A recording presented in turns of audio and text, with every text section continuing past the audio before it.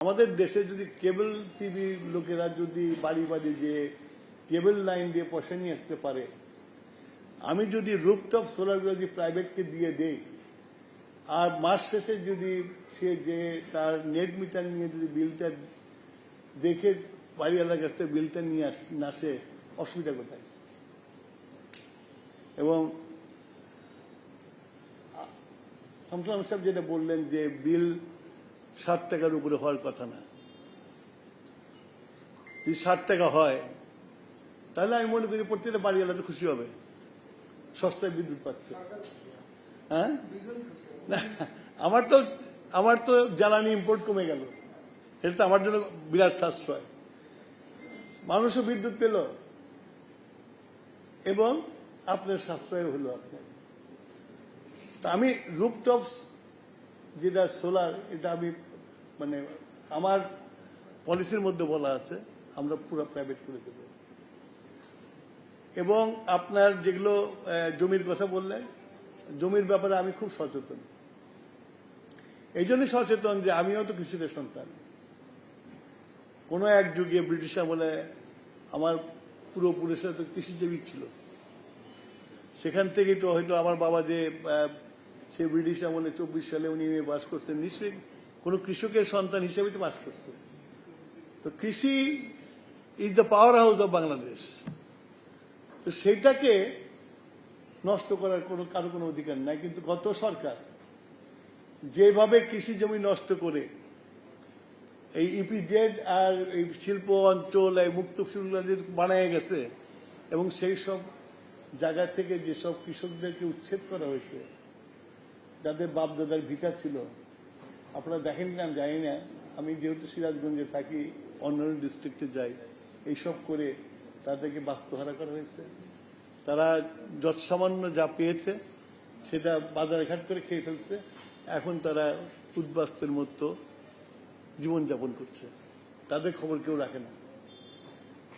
তো আমি এটার বিপক্ষে।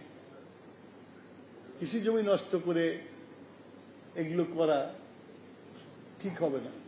আমরা চেষ্টা করছি পতিত জমি যেগুলো আছে, চাষবাস যেগুলো হয় না, সেগুলোকে ব্যবহার করব। আর আপনার আপনারা সিরাজগঞ্জে গেছেন, সিরাজগঞ্জে যে পাওয়ার স্টেশনটা আছে সেটা কিন্তু কোনো জমি অধিগ্রহণ করে না, আমি যমুনার মধ্যে থেকে রিক্লেম করছিলাম। যমুনার মধ্যে থেকে এটাকে রিক্লেম করে ওইখানে পাওয়ার স্টেশন তৈরি করা হয়েছে, একজনের জমি দেয়নি। যমুনা আমার জমি নিয়ে গেছে, আমি যমুনার কাছে কেড়ে নিয়ে আমি আবার পাওয়ার স্টেশন তৈরি করছি। তো that should be the way. আমাদের নদী ভেঙে ভেঙে সব চলে যাচ্ছে, আমাদের নদীর থেকে আবার রিক্লেম করে নিয়ে আসতে হবে, তাহলে আমাদের জমি বাড়বে। আমাদের তো দেশ ছোট, তো ওগুলোর দিকে আমাদের খেয়াল আছে। আমাদের যেমন আমাদের বহু ডিপার্টমেন্ট আছে, আমাদের রোড আছে, আমাদের রেলওয়ে আছে, আমাদের ওয়াটার ডেভেলপমেন্ট বোর্ড আছে, তাদের প্রচুর জমি আছে যেটা কাজে লাগে না। পরে ওই টাকা পয়সা নিয়ে লিজ দিয়ে যে ওখানে বাড়িঘর করে মানুষই করে। আমরা সেই সব জমিগুলোকে টার্গেট করছি, সব জমিগুলোতে আমরা পাওয়ার স্টেশন করবো, এই সোলার করবো। আমরা সবচেয়ে ভালো খবর হচ্ছে যে আপনাকে সোলারের নিচে কিন্তু কৃষিকাজ করা যায়। এবং সিরাজগঞ্জে একটা সোলার 59 মেগাওয়াট আছে, ওটার নিচে কিন্তু শাকসবজি এগুলো চাষ হচ্ছে। তো আমরা এই যে জমি নিয়ে যে আপনার ভয় আছে, জমি আমরা নেব না, আমরা জমি কৃষি জমি নষ্ট করবো না। আমরা ফসলি এই ব্যাপারে আমাদের প্রধানমন্ত্রী ডাইরেকশন দেওয়া আছে যে ফসলি জমি নষ্ট করে কোনো কিছু করা যাবে না, সেটা আমরা করবো না। আর হচ্ছে যে আপনার প্রাইসিং এর ব্যাপারটা আপনি বললাম যে 60 টাকার বেশি হওয়ার কথা না। আমরা এটাকে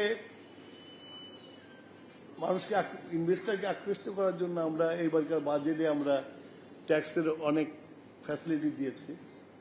প্লাস আমাদের এই পলিসি সাপোর্টটা আসলে আমি মনে করি যে সোলারের যে 10,000 মেগাওয়াটের কথা আমরা বলেছি, আমার মনে হয় পসিবল, খুবই পসিবল যদি আমরা করি। মানে যেভাবে আমার কাছে ইনভেস্টাররা আসতেছে তাতে মনে হয় এটা পসিবল।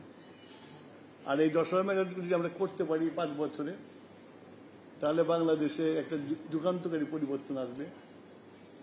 এবং আমাদের যে আজকে এনার্জি ইম্পোর্ট করার জন্য যে বিল দিতে হচ্ছে সেটা অনেক কমে আসবে। কারণ আমাদের গ্যাস ফিল্ডের আমরা কেবল টেন্ডার করেছি, এই গ্যাস পুল থেকে গ্যাস বের করতে বহু সময় লাগবে, কিন্তু এখন যে গ্যাস আছে সেটা প্রতিদিনই কমে যাচ্ছে, যার ফলে ইন্ডাস্ট্রি থেকে শুরু করে সবই সাফার করছে। আমরা এখন চিন্তা করছি কিভাবে ইন্ডাস্ট্রিগুলোকে গ্যাস দিয়ে সচল করা যায়, অন্য কোনো উপায় আছে কিনা সেটা আমরা খুঁজে বেড়াচ্ছি। ইন্ডাস্ট্রিকে সচল হলো, আর যেটুকু গ্যাস আমরা পেলাম সেই গ্যাসগুলোতে আমরা বিদ্যুতে দিয়ে আমরা বিদ্যুৎ উৎপাদন করতে পারলাম, তাতে আমাদের সবাই আমরা উপকৃত হব।